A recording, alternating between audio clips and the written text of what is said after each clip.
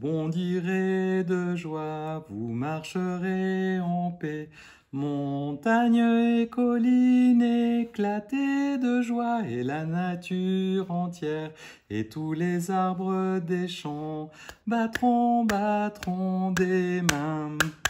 Et tous les arbres des champs battront des mains. Les arbres des champs battront des mains. Les arbres des champs battront des mains, car Dieu nous conduira. La grâce, l'amour et la paix de notre Seigneur sont sur nous. Amen.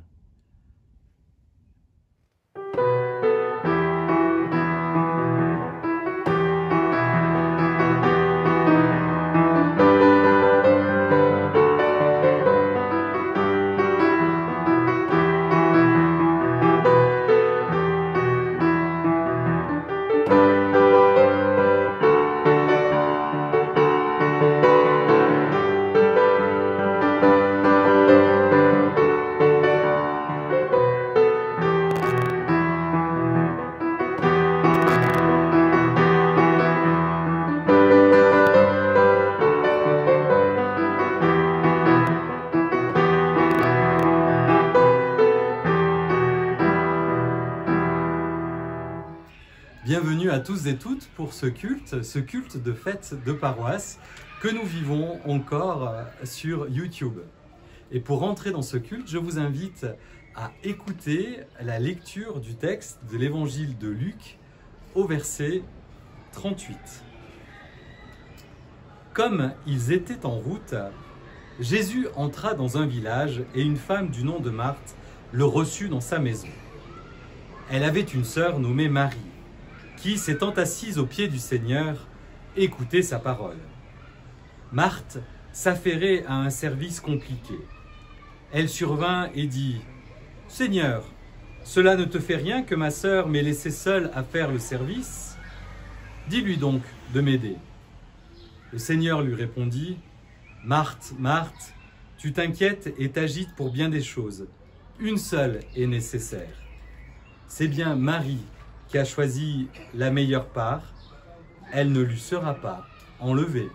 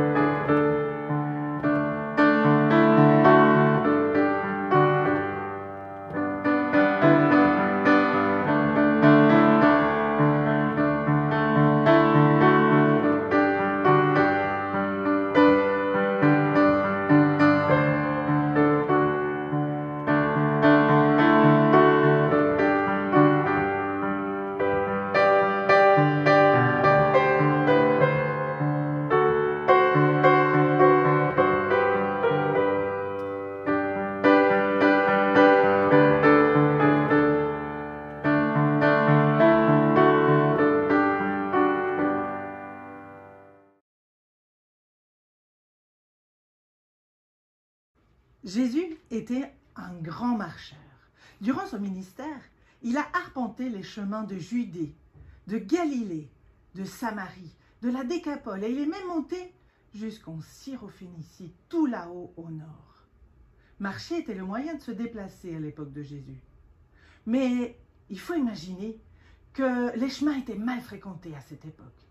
Il y avait des brigands qui attaquaient sans relâche sur le chemin, et bien souvent les voyageurs faisaient des mauvaises rencontres. Justement, Jésus vient de raconter une histoire de brigandage. Un homme descend de Jérusalem à Jéricho, et sur la route, il se fait attaquer par les brigands qui le dépouillent et le laissent à moitié mort sur le bord du chemin. Il devra attendre qu'un Samaritain se penche sur son corps et le conduise dans une auberge et paye l'aubergiste pour qu'il soigne ses blessures et qu'il s'occupe de lui.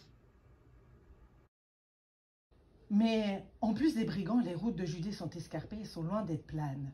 Par exemple, Jéricho est la plus basse ville au monde, 250 mètres en dessous du niveau de la mer. Et Jérusalem, elle se trouve à plus de 1000 mètres, soit une montée de plus de 1200 mètres en 27 kilomètres. Jésus, lui, monte à Jérusalem. Il monte vraiment des pentes terribles, sur des chemins poussiéreux et sans ombre. En bref, se déplacer n'est pas évident et il faut du courage et de la persévérance. Heureusement, Jésus voyage souvent entouré de ses disciples et amis. À cette époque, Jésus est entouré de 72 disciples. Bien entendu, ils ne sont pas toujours tous ensemble, car ils ont pour mission d'annoncer Jésus un peu partout. Mais bon, Jésus voyage souvent en groupe. Cela permet de limiter les risques avec les brigands qui préfèrent s'attaquer à des gens isolés et cela permet aussi de se soutenir le long du chemin et de discuter un peu. Heureusement aussi, Jésus connaît beaucoup de monde et il peut s'arrêter dans des maisons amies où il peut prendre du repos et restaurer son corps en toute sécurité. Parmi ces maisons, il y a celle de Marthe où il va s'arrêter ce jour-là. Il faut bien imaginer tout le tralala que peut entraîner une visite pareille pour Marthe. Déjà, quand les voyageurs arrivent, il est de coutume de leur laver les pieds de la poussière des chemins. Il faut organiser le lavement, chercher des bassines d'eau pour accueillir dignement les hôtes. Marthe organise pour ses nouveaux invités sur le moment, car bien entendu, l'hôte ne sait jamais quand les invités arrivent. Donc voilà Marthe qui s'active, donne des ordres pour que les invités soient bien reçus. Jésus commence à se détendre et s'installe au milieu de la pièce et commence à parler. Marie, la sœur de Marthe, elle aussi détendue, va s'asseoir aux pieds de Jésus pour l'écouter. Marthe, qui court du puits au feu pour cuire le repas, elle n'a pas le temps de s'asseoir. Par contre, dans sa course, elle a le temps de voir sa sœur aux pieds de Jésus. Elle jette des regards noirs à Jésus, et cela commence à bouillir dans sa tête. Au bout du énième aller-retour, elle n'en peut plus. Alors, elle se place devant Jésus et lui dit droit dans les yeux « Seigneur, cela ne te fait rien que ma sœur me laisse seule pour faire le service? Dis-lui donc de m'aider. » Marthe n'a pas peur de s'adresser à son ami Jésus les yeux dans les yeux, pour lui dire que ça ne va pas. Elle s'adresse directement à Jésus et non à sa sœur, parce qu'elle pense que seule une parole de son ami peut faire bouger les choses. Et nous la comprenons, Marthe. Ce n'est pas juste ce qu'elle vit. Elle va et vient et ne peut même pas profiter des paroles et de la présence de son ami. Pourvu que Jésus remette les choses en place. Eh bien non, Jésus répond. Marthe, Marthe, tu t'inquiètes et tu t'agites pour beaucoup de choses, mais une seule est nécessaire. Marie a choisi la meilleure part, qui ne lui sera pas enlevée. Oh, mais c'est un peu fort comme réponse. Voilà que Jésus dit que Marie a choisi la meilleure part. Ça alors. Et pour elle, rien ne sera changé. Jésus ne lui dira pas de se lever et d'aider sa sœur. Quant à Marthe, son ami Jésus la place devant une décision. Quelle est la chose nécessaire à sa vie? C'est à Marthe de répondre à son ami. C'est à nous de répondre pour notre vie.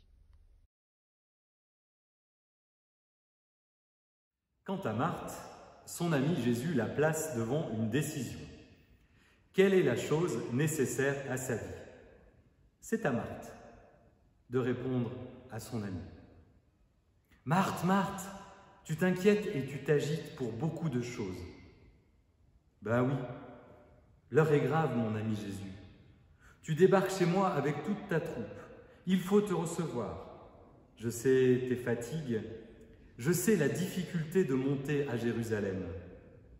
J'essaie simplement de créer autour de toi un environnement favorable, un cocon de bien-être pour toi, mon frère. Faut-il que moi aussi je m'assoie à tes pieds? La contemplation, la prière sont une base de toute vie chrétienne. Pourtant, la vie ne saurait se réduire à cela, à ce que tu appelles, Jésus, la bonne part. La prière n'est pas une fin en soi. Jésus, mon ami, tu l'as dit souvent que c'est essentiel d'être dans l'écoute de la parole de Dieu. Mais tu ajoutes aussi, toujours, que cela n'est rien si l'on ne la met pas ensuite en pratique en allant vers l'autre et en acceptant de se mettre au service des autres et en acceptant aussi d'être aidé par les autres. C'est ce que je fais de toi, m'occuper de ton corps, de le reposer, de le restaurer. Voici quelques pensées de Marthe, amie de Jésus, fidèle amie et disciple tellement avancée à la suite de Jésus. La parole écoutée a déjà germé en elle et produit maintenant de bons fruits dans le service de l'autre et de lui, l'ami Jésus. Jésus déclare que Marie a la bonne part, mais assurément, cela ne signifie pas que Marthe a la mauvaise.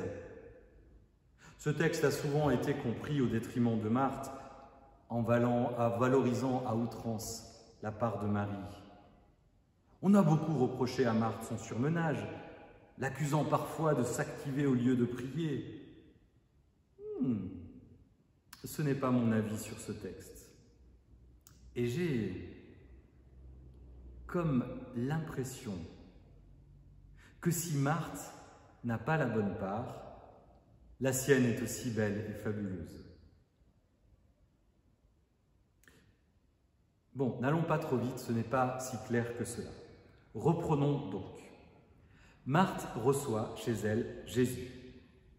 Elle l'accueille dans sa propre maison, ce qui indique qu'elle est une femme indépendante, maîtresse de sa vie et gérante de ses propres biens. Cela est encore renforcé par son prénom, Marthe. Marthe, on le trouve nulle autre part dans la Bible. Cela signifie dame, maîtresse. Marthe est cette femme qui va au-devant des gens et des choses, qui dit ce qu'il y a à dire, qui fait ce qu'il y a à faire et qui le fait avec une confiance inébranlable en la vie et en Dieu. Elle est capable d'affronter la réalité de la mort, comme celle de son frère, et de croire que tout est possible. Et avec Jésus, ils ont tissé une relation forte et se parlent avec toute la franchise d'une vraie amitié. Alors Marthe reçoit Jésus chez elle, et c'est un peu le branle-bas de combat. Il faut tout organiser. C'est un service, comme le dit le texte, compliqué. Sans doute que l'intendance n'est pas facile, avec tous ces gaillards qui débarquent. Il faut fournir l'eau pour la purification, et cette eau, il faut aller la puiser, nourrir, et peut-être même les loger pour la nuit. En plus, combien sont-ils? À peine un peu plus tôt dans le texte, il est dit que Jésus a nommé 72 disciples. Vous vous rendez compte? Sont-ils tous avec lui à ce moment-là? Oh, sans compter sûrement les voisins qui viennent voir ce qui se passe. On peut se faire une petite idée de l'agitation qui devait régner dans cette maison.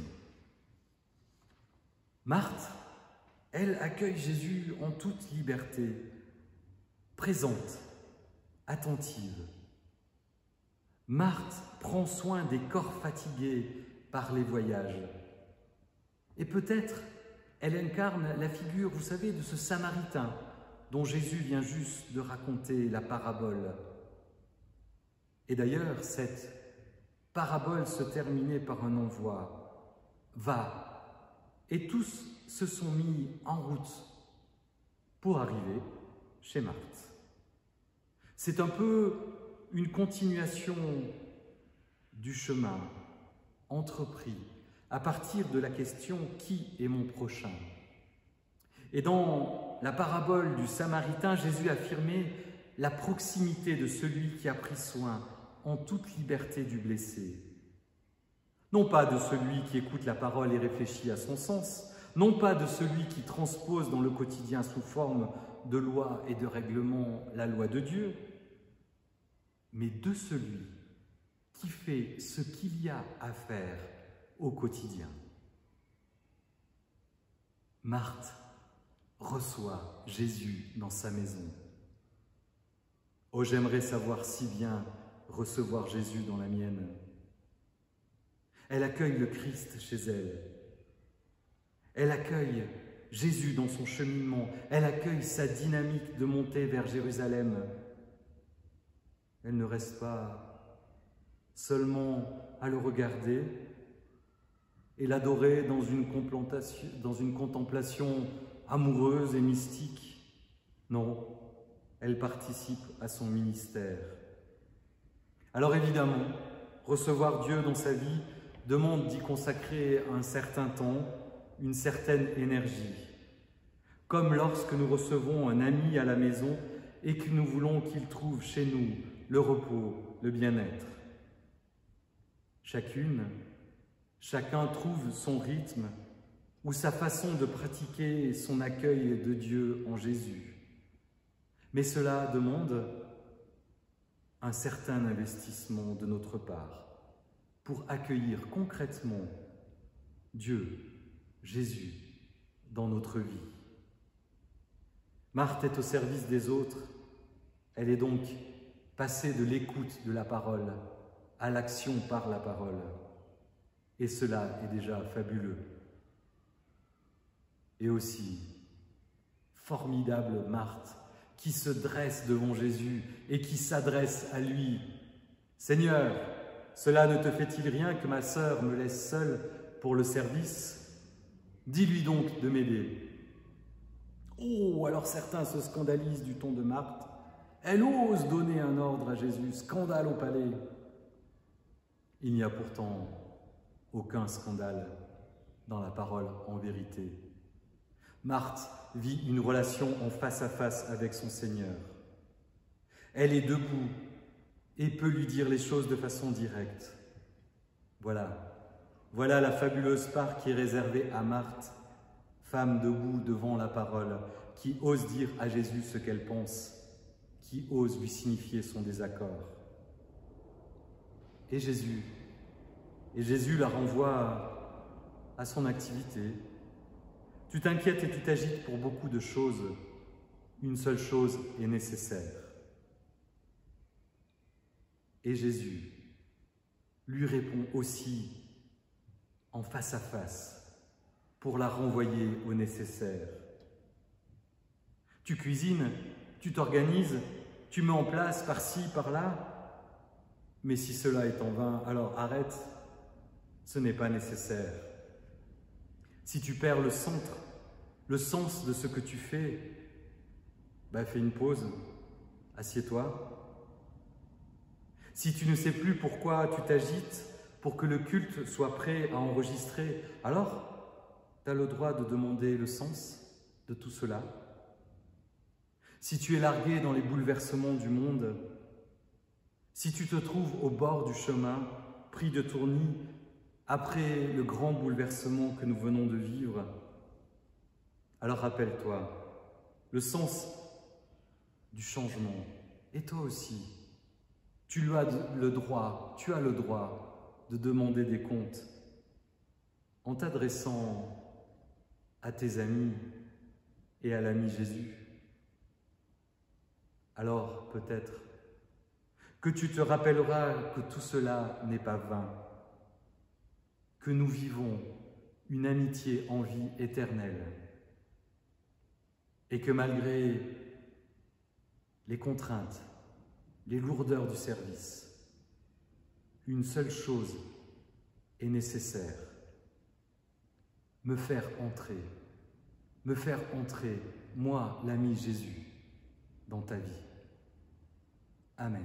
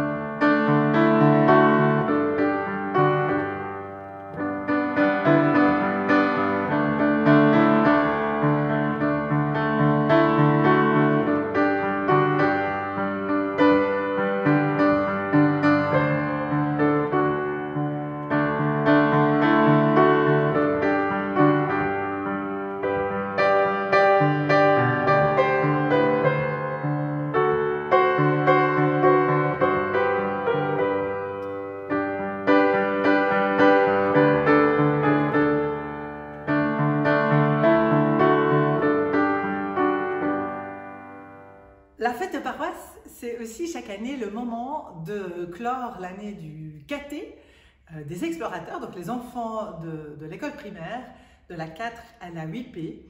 Et cette année, nous avions le thème, comme vous voyez sur notre poster, le thème « La Bible fait son cinéma ». Et le projet était avec les enfants de faire un film sur une histoire et puis qu'eux soient les acteurs, qui fassent la mise en scène et de le produire. Donc notre projet a été coupé court par l'arrêt de toutes les activités. Nous le gardons bien au chaud pour l'année prochaine pour pouvoir quand même réaliser ce projet qui avait retenu l'enthousiasme des enfants. Et puis, voilà, on va le reprendre, même si cette année, les plans ne se sont pas déroulés comme on le souhaitait. Les enfants du caté, c'est un groupe de 19 enfants. Nous avons commencé l'année à 16 et au cours de l'année, il y a plusieurs enfants qui nous ont rejoints. Nous la terminons à 19 et sur ces 19, il y en a 2 qui terminent leur parcours de l'école primaire. On parle bien de Jules et de Roxane qui arrivent donc à la fin de ce parcours. Et comme chaque année, les enfants reçoivent donc un certificat qui indique bien qu'ils ont complété le programme de base en théologie qui s'appelle les explorateurs et que donc ce diplôme leur donne accès sans condition au programme Les Escales qui est le groupe du cycle d'orientation qu'ils pourront rejoindre. Donc bravo Jules et Roxane pour votre participation active toutes ces années et je suis sûre que Bruno se réjouit de vous retrouver dans son groupe l'année prochaine. Vous recevez aussi la Bible de l'aventure, donc c'est vraiment une Bible adressée à votre tranche d'âge et vous y trouverez toutes les histoires que nous avons pu raconter et aussi des explications et des textes qui vous permettent de mieux vous y retrouver. Bravo à tous les enfants qui ont été très fidèles. Ils vont tous recevoir un petit quelque chose de fin d'année. Nous allons nous retrouver aussi pour partager un dernier repas de cette année scolaire pour aussi pouvoir dire au revoir officiellement aux grands qui quittent le groupe.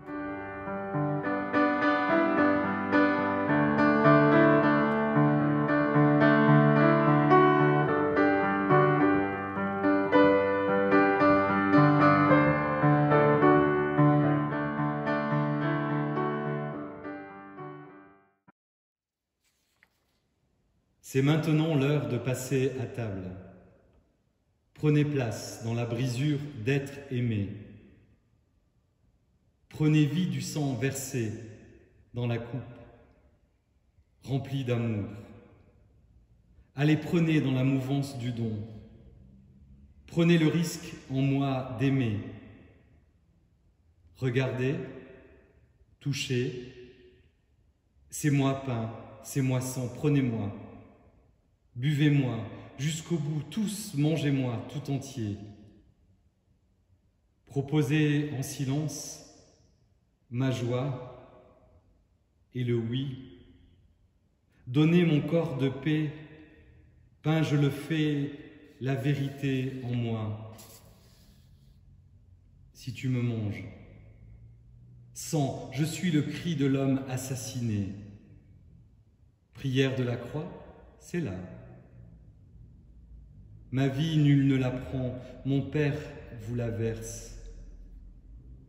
Ami, ne la boiras-tu pas? La veille de mourir, le soir, Jésus se mit à table avec ses disciples. Pendant le repas, il prit du pain. Après avoir rendu grâce, il le rompit, le donna à ses disciples en disant « Prenez-en tous, ceci est mon corps livré pour vous. » De même, à la fin du repas, il prit une coupe de vin et après avoir rendu grâce à son Père, il la leur donna en disant « Buvez-en tous, ceci est mon sang, le sang de l'alliance nouvelle, versé pour la multitude en rémission des péchés. Je vous le dis, désormais je ne boirai plus de ce fruit de la vigne jusqu'au jour où je le boirai nouveau, avec vous, dans le royaume de mon Père. »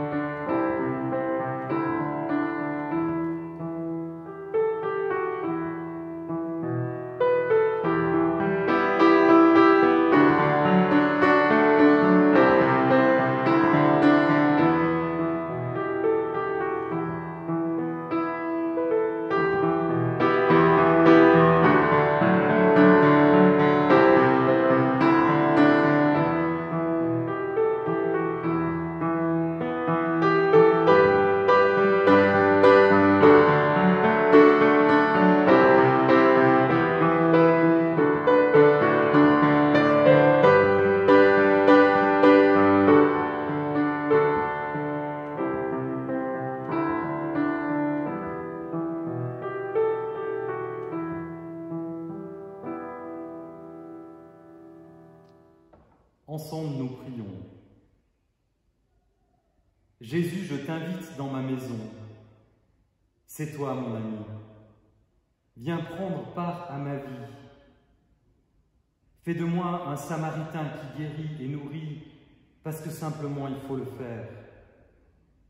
Trouve en moi un refuge, moi qui m'agite tellement pour être à ton service.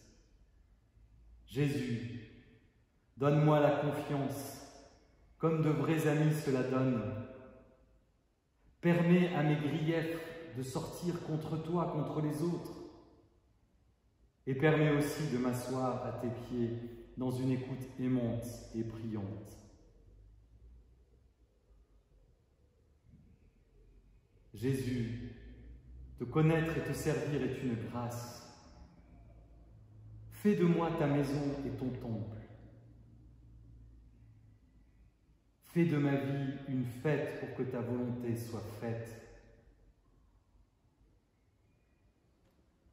Notre Père qui es aux cieux, que ton nom soit sanctifié, que ton règne vienne,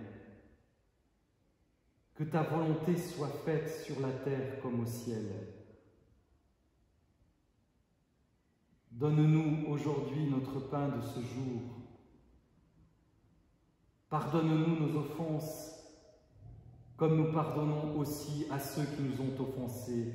Ne nous laisse pas entrer en tentation, mais délivre-nous du mal, car c'est à toi qu'appartiennent le règne, la puissance et la gloire, au siècle des siècles. Amen.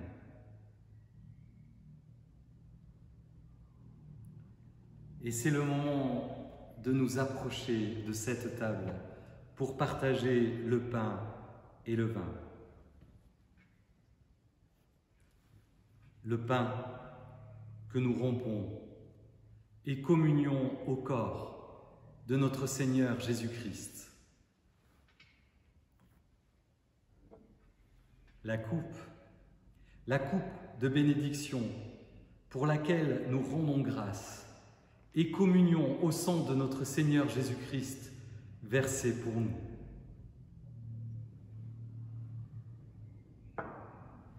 Venez, tout est prêt.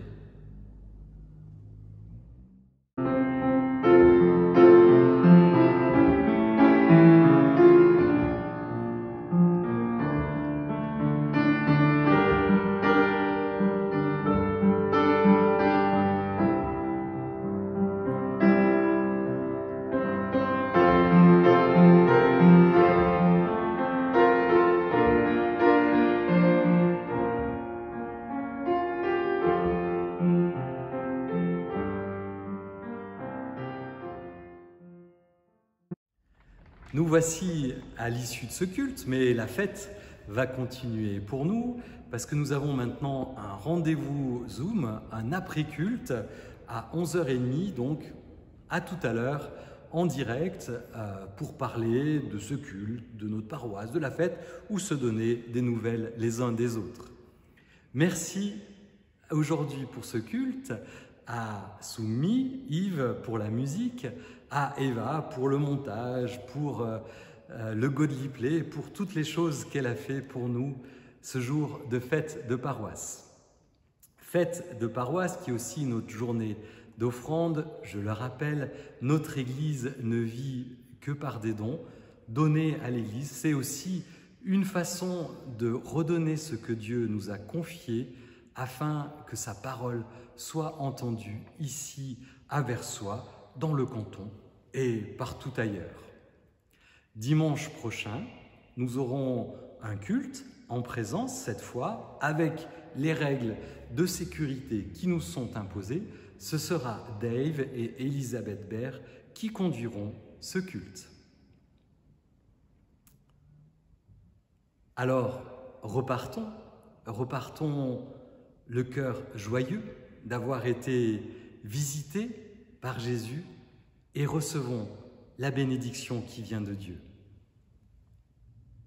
La grâce, l'amitié, l'amour de notre Seigneur sont sur nous. Amen.